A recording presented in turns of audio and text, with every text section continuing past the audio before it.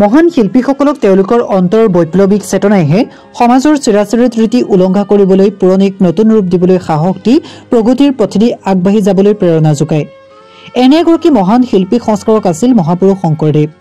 এইজনা মহাপুৰুষৰ আদৰ্শক সাৰোগত কৰি আধুনিক অসমৰ সাংস্কৃতিক জীৱনৰ আন্ধাৰ কোঠালীবোৰ পোহৰাই তুলিবলৈকে আমাৰ মাজলৈ আহিছিল জ্যোতিপ্ৰসাদ আগৰৱালা। তেওঁ ধৰ্মগুৰু নাছিল যদিও মহাপুৰুষগৰাকীৰ দৰে শ্ৰীকৃষ্ণকে আদৰ্শ পুৰুষ বুলি বিশ্বাস কৰিছিল সংস্কৃতিৰ প্ৰকৃত প্ৰতীক বুলি। জ্যোতিপ্ৰসাদৰ আজুককাক নাওৰংগৰাম আগৰৱালা ঊনবিংশ শতাব্দীৰ আগভাগত অসমলৈ আহি অসমীয়া ছোৱালী বিয়া কৰাই অসমতে নিগাজিকৈ বাস কৰিবলৈ ল'লে আৰু অসমীয়া জীৱনধাৰা আৰু সংস্কৃতিকে আঁকোৱালি ল'লে।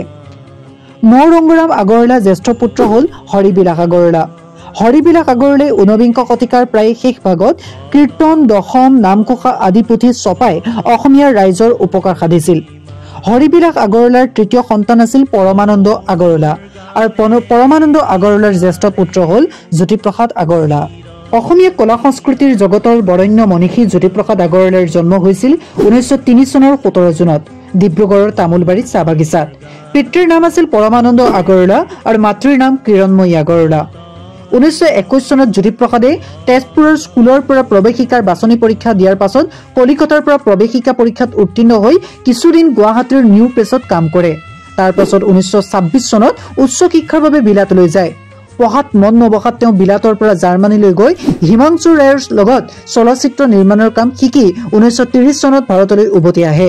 তেওঁৰ খৰ্গেশ্বৰ ভূঞাৰ কন্যা দেৱযানীৰ লগত 1936 চনত বিয়া হয়।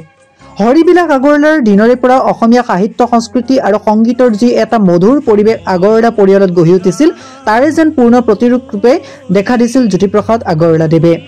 জ্যোতিপ্ৰসাদৰ প্ৰতিভা আছিল বহুমুখী যদিও আমি তেখেতক নাট্যকাৰ, কবি, সুৰশিল্পী আৰু প্ৰথম অসমীয়া বোলছবি জয়মতীৰ নিৰ্মাতা হিচাপেহে জানো।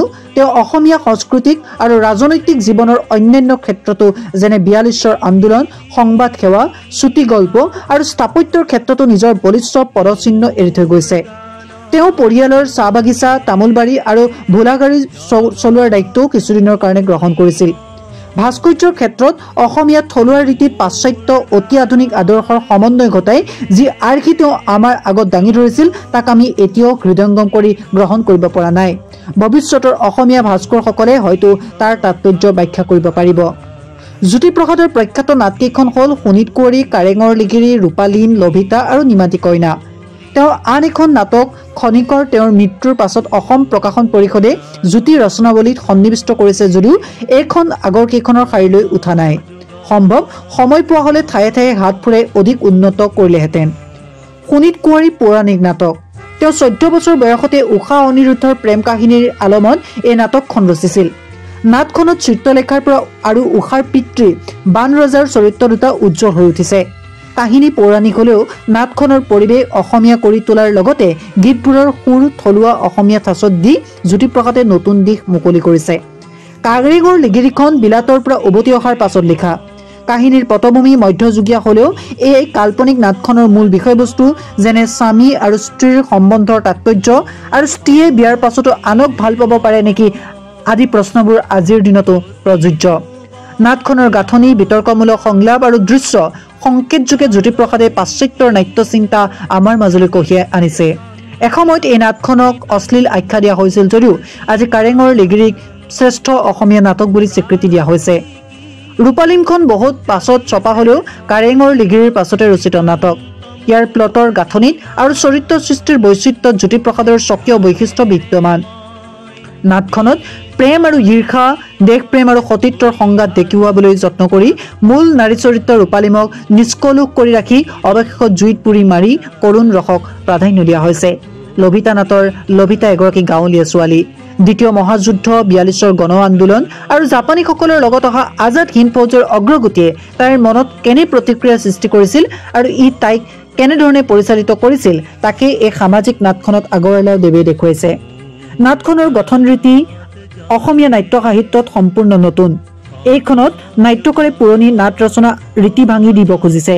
সেই কোনো নায়ক নায়িকাৰ সৃষ্টিৰ ওপৰত গুৰুত্ব নিদি পৰিৱেশৰ ওপৰত গুৰুত্ব দিছে। পাতনিতে নাট্যকাৰে লিখিছে যে পৰিৱেশৰ ওপৰত গুৰুত্ব দিয়াৰ প্ৰধান উদ্দেশ্য হ'ল যাতে আজি অসমীয়া জীৱনৰ সন্ধিক্ষণত অসমীয়াই নিজৰ স্বৰূপ চাবলৈ সুবিধা পায়, নিজৰ চৰিত্ৰৰ সবলতা দুৰ্বলতা জানি ভৱিষ্যতৰ সৈতে যুঁজিবলৈ সক্ষম হ'ব পাৰে। সুৰকাৰ ৰূপে জ্যোতিপ্ৰসাদে শাস্ত্ৰীয় সংগীত আৰু থলুৱা গীতৰ সুৰৰ সমন্বয় ঘটাই নতুন দিশ মুকলি কৰিছিল। কিছুমান গীতত আধুনিক ভাৱধাৰা সম্পূৰ্ণ লোকসংগীতৰ সুৰেৰে প্ৰকাশ কৰিছিল। দৰাচলতে তেওঁ উত্তৰ ভাৰতৰ শাস্ত্ৰীয় সংগীত আৰু দক্ষিণ ভাৰতৰ কৰ্ণাটক সংগীতৰ দৰে সমলয় আৰু সমন্বয়ৰ যোগেৰে নতুন অসমীয়া সংগীতৰ ৰূপ দিবলৈ চেষ্টা কৰিছিল। এই প্ৰচেষ্টাত তেওঁৰ পাশ্চাত্য সংগীতৰ জ্ঞানেও তেওঁক সহায় কৰিছিল।